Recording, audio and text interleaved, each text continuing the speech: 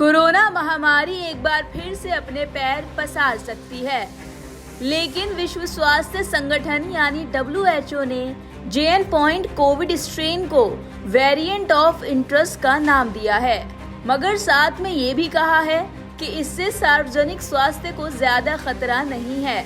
JN point 1 को पहले इसके मूल वंश BA.2.86 के एक भाग के रूप में वेरिएंट ऑफ इंटरेस्ट का नाम दिया गया है। वेरिएंट ऑफ इंटरेस्ट के रूप में वर्गीकृत करने के बाद अब वैज्ञानिक इसकी निगरानी करेंगे।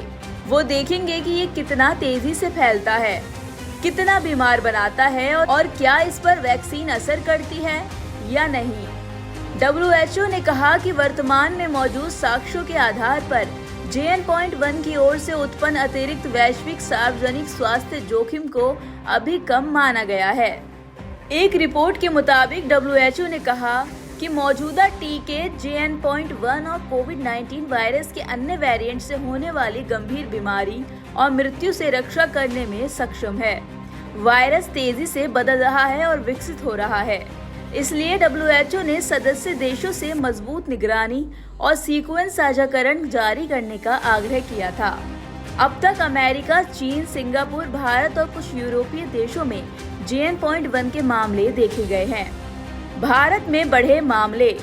कोरोना के JN पॉइंट 1 वेरिएंट के मामले भारत में मिले हैं। इसने एक बार फिर कोरोना के बढ़ते मामलों को लेकर चिंता बढ़ा दी है।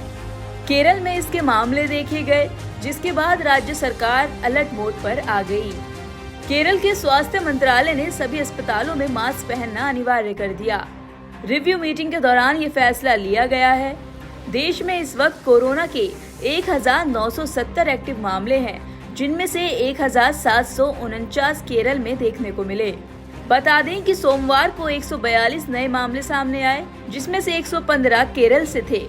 इन देशों में भी फैला नया वेरिएंट। भारत समेत एशिया के कई देशों में कोरोना के बढ़ते मामले देखे जा रहे हैं। चीन, सिंगापुर, इंडोनेशिया, फिलीपींस और मलेशिया में कोविड के मामले बढ़ रहे हैं।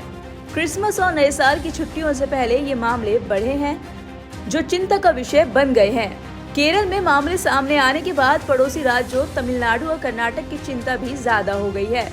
हालांकि एक्सपर्ट्स का कहना है कि इसके लक्षण बेहद सामान्य हैं और चिंता की कोई बात नहीं है। बता दें कि सितंबर में पहली बार अमेरिका में इसके मामले देखे गए थे। तब से ये 11 देशों में फैल चुका है। दिल्ली से मरियम अली की रिपोर्ट।